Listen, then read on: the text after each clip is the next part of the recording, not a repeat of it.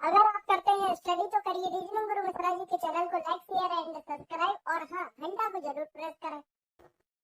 Hello दोस्तों, तो कैसे हैं आप लोग। आज हम दोस्तों आपके लिए भारत के राज्यों से संबंधित टॉप क्वेश्चन लेकर आए। यह क्वेश्चन दोस्तों आपके हर एक एग्जाम के लिए अवेलेबल होने वाले हैं। चलिए दोस्तों आज का पहला क्वेश्चन देखते हैं।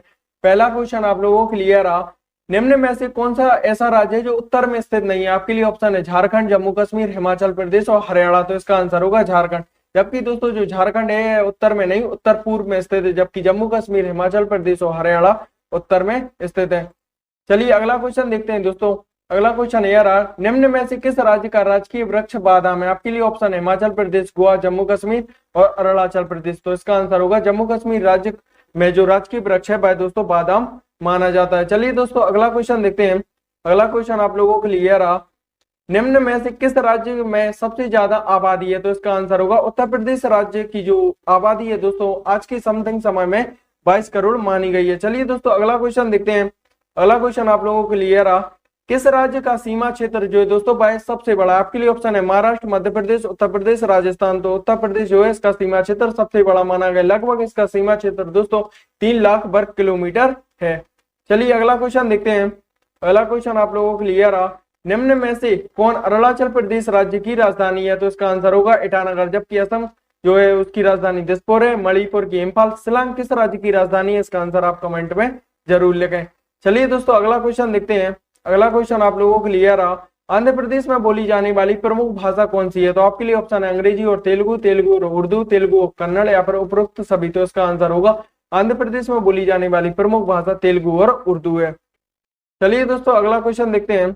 अगला क्वेश्चन यह रहा आप लोगों के लिए, हरियाणा का राजकीय फूल कौन सा है। तो हरियाणा का जो राजकीय फूल है भाई दोस्तों कमल माना गया है। जबकि उत्तर प्रदेश का राजकीय फूल कौन सा है, इसका आंसर आप कमेंट में जरूर लिखें। चलिए दोस्तों अगला क्वेश्चन देखते हैं।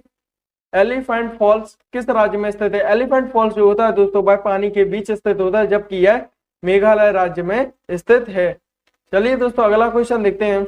अगला क्वेश्चन यह रहा, किस राज्य की मुख्य भाषा जो है भाई दोस्तों कौन सी, खासी है। तो इसका आंसर होगा मेघालय राज्य की मुख्य भाषा दोस्तों या फिर राजकीय भाषा कौन सी है भाई, खासी मानी जाती है। चलिए दोस्तों अगला क्वेश्चन देखते हैं।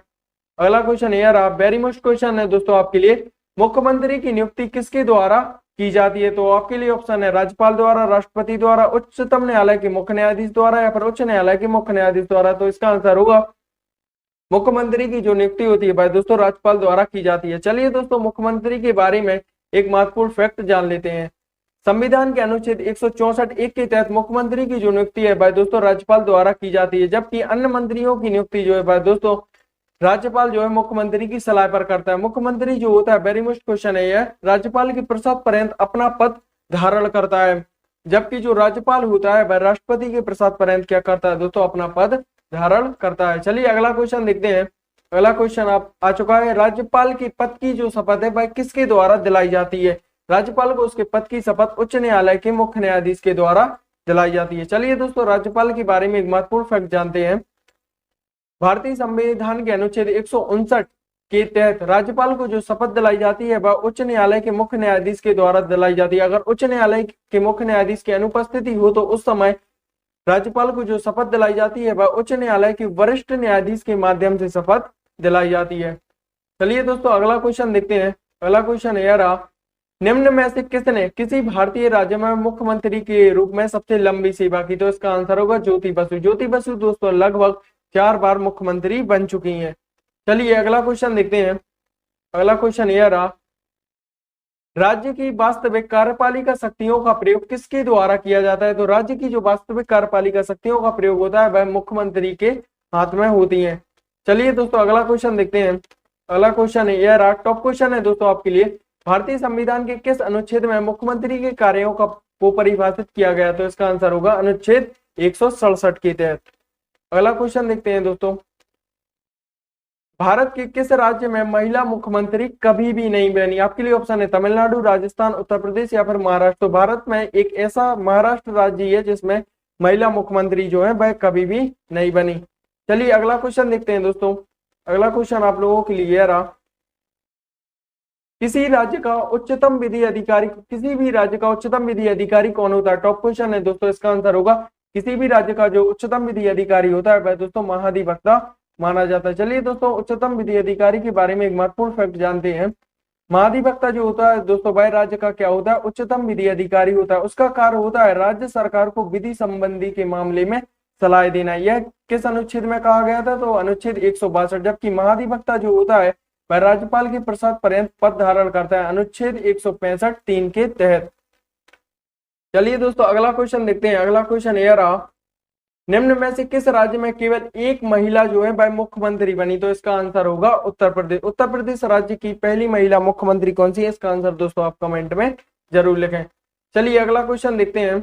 अगला क्वेश्चन आप लोगों के लिए रहा, राज्य विधानसभा तथा लोकसभा में महिलाओं के लिए आरक्षण बिल में कितने आरक्षण की बात की गई। आपके लिए ऑप्शन है 33%, 36%, 26% या फिर 30%। तो इसका आंसर होगा 33%। राज्य विधानसभा में तथा लोकसभा में दोस्तों महिलाओं के लिए आरक्षण बिल में लगभग 33% बात की गई है। चलिए दोस्तों, अगला क्वेश्चन देखते हैं। अगला क्वेश्चन आप लोगों के लिए रहा, निम्न में से स्वतंत्र भारत का सबसे पहला राज्य कौन सा है जो केवल भाषाई आधार पर बनाया गया है। टॉप क्वेश्चन है दोस्तों, तो वह राज्य आंध्र प्रदेश। जबकि आंध्र प्रदेश को दोस्तों हमें ध्यान रखना है 1 अक्टूबर 1953 को भारत का पहला भाषाई आधार पर बनाया गया राज्य। चलिए अगला क्वेश्चन देखते हैं। अगला क्वेश्चन यह रहा, निम्न राज्यों में से कौन से राज्य को भारत का पहला राज्य होने का सम्मान प्राप्त है, तो इसका आंसर होगा आंध्र प्रदेश। चलिए अगला क्वेश्चन देखते हैं। अगला क्वेश्चन यह रहा, राज्यों को भाषाई आधार पर कब पुनर्गठित किया गया था। टॉप क्वेश्चन है दोस्तों, राज्यों को भाषाई आधार पर 1956 में पुनर्गठित किया गया था। चलिए दोस्तों, इसी के बारे में एक महत्वपूर्ण फैक्ट देखते हैं। 1953 में दोस्तों राज्य पुनर्गठन आयोग का गठन किया गया था, जबकि 7वें संविधान संशोधन द्वारा राज्य पुनर्गठन अधिनियम बनाया गया था तथा 1956 में संसद द्वारा यह घोषणा की गई थी अब जो भी राज्य बनाए जाएंगे वह भाषाई आधार पर बनाए जाएंगे। चलिए दोस्तों, अगला क्वेश्चन देखते हैं। अगला क्वेश्चन यह रहा दोस्तों, कौन सा स्थानीय सरकार का मामला नहीं है, तो इसका आंसर होगा कानून और व्यवस्था। जबकि कानून और जो व्यवस्था है वह राज्य सरकार का मामला है, वह स्थानीय सरकार का मामला नहीं है। जबकि स्थानीय सरकार के मामले में सार्वजनिक व्यवस्था, स्वच्छता और लोक उपयोगी सेवाएं आती हैं। चलिए दोस्तों, अगला क्वेश्चन देखते हैं। अगला क्वेश्चन यह रहा, निम्न में से किसने प्रभावक समूह को विधानमंडल का क्या माना, तीसरा सदन माना है, तो इसका आंसर होगा एच.एम. फाइनर राइटर ने प्रभावक समूह को विधानमंडल का क्या माना है दोस्तों, तीसरा सदन माना है। चलिए अगला क्वेश्चन देखते हैं। अगला क्वेश्चन यह रहा, राज्य विधानसभा के सदस्यों की अधिकतम कितनी संख्या निर्धारित की गई है, तो इसका आंसर होगा 500। चलिए दोस्तों, इसी के बारे में एक महत्वपूर्ण फैक्ट देखते हैं।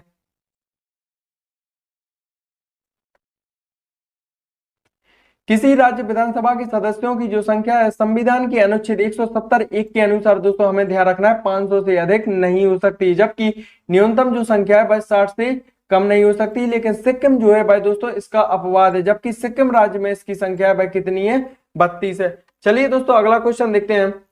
अगला क्वेश्चन आप लोगों के लिए रहा, किसी राज्य विधानसभा में सदस्यों की अधिकतम संख्या कौन सी है, तो भाई ऐसा कौन सा राज्य है, तो वह उत्तर प्रदेश। उत्तर प्रदेश राज्य में जो सदस्य संख्या है वह अधिकतम 500 से ज्यादा नहीं हो सकती। जबकि उत्तर प्रदेश राज्य में जो अधिकतम सदस्य संख्या है वह कितनी है, 400 से भी ज्यादा है। चलिए अगला क्वेश्चन देखते हैं दोस्तों। अगर आपने रीजनिंग गुरु मिश्रा जी के चैनल को लाइक और सब्सक्राइब ना किया हो तो कर लें। चलिए अगला क्वेश्चन देखते हैं दोस्तों, दिल्ली में कितनी विधानसभा सीटें हैं। टॉप क्वेश्चन है, तो दिल्ली में जो विधानसभा सीटें हैं वह दोस्तों 70 मानी गई हैं। चलिए अगला क्वेश्चन देखते हैं,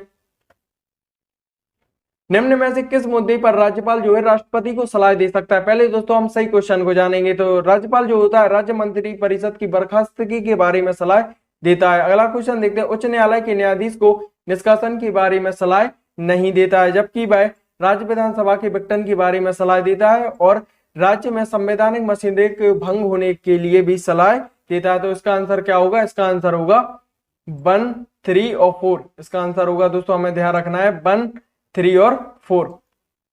चलिए अगला क्वेश्चन देखते हैं। अगला क्वेश्चन आप लोगों के लिए रहा, चलिए दोस्तों राज्यपाल के बारे में एक महत्वपूर्ण फैक्ट देखते हैं और इसके बारे में जानते हैं।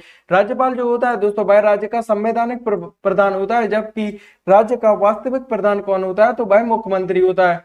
वह राज्य में संवैधानिक तंत्र की विफलता की घोषणा कर सकता है, राज्य मंत्रिमंडल की सिफारिश पर विधानसभा का विघटन भी कर सकता है, राज्य विधानसभा में विश्वास मत समाप्त होने पर वह मंत्रिमंडल की क्या करता है, बर्खास्त की भी करता है।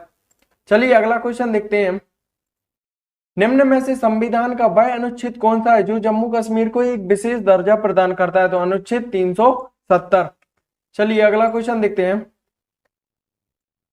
भारतीय संविधान का अनुच्छेद 370 किस बारे में बताता है? तो 370 जम्मू कश्मीर राज्य के लिए एक विशेष स्थिति को बताता है। चलिए अगला क्वेश्चन देखते हैं। राज्यपाल गवर्नर द्वारा जारी किया गया अध्यादेश किसके अनुमोदन के अधीन होना चाहिए? तो वह होगा राज्य विधानमंडल के द्वारा। चलिए अगला क्वेश्चन देखते हैं। अगला क्वेश्चन यह रहा, राज्य विधानमंडल के अनुमोदन के बिना राज्यपाल द्वारा जारी किया गया अध्यादेश वह कितनी अवधि के लिए लागू रहता है? तो वह दोस्तों 6 सप्ताह के लिए लागू रहता है। अगर इस पर राज्य विधानसभा और राज्य विधान परिषद के हस्ताक्षर न हो तो वह राज्यपाल द्वारा जारी किया गया अध्यादेश 6 सप्ताह बाद अपने आप समाप्त हो जाता है। चलिए अगला क्वेश्चन देखते हैं।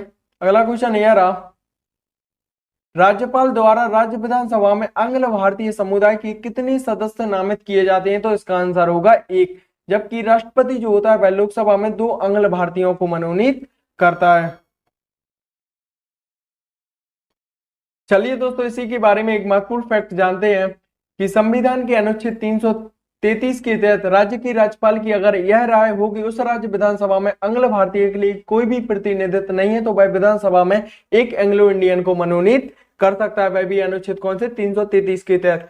टॉप क्वेश्चन तो दोस्तों आपके लिए है। अगला क्वेश्चन देखते हैं। किस अनुच्छेद के अनुसार राज्य विधानसभा बनाई भी जा सकती है और उसे समाप्त भी किया जा सकता है? तो इसका आंसर होगा अनुच्छेद 169 के तहत।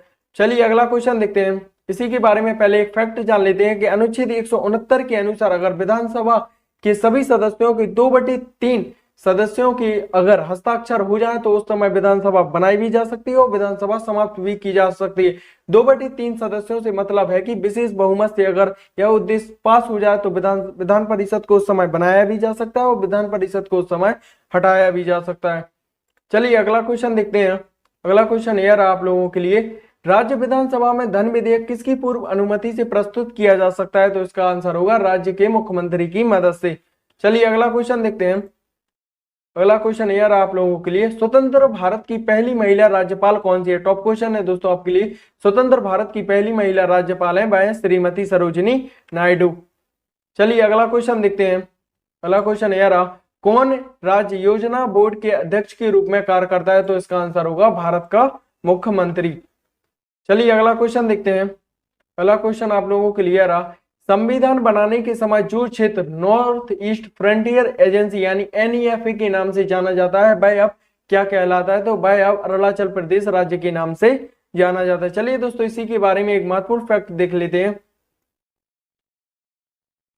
फैक्ट आपके लिए यार, नॉर्थ ईस्ट फ्रंटियर एजेंसी यानी NEFA को दोस्तों असम की सीमावर्ती हिस्से से अलग कर 1948 में बनाया गया था, जबकि इसे विशेष प्रशासन के तहत वर्ष 1986 में इसे NEFA से अलग कर एक अरुणाचल प्रदेश राज्य का नाम दे दिया गया था।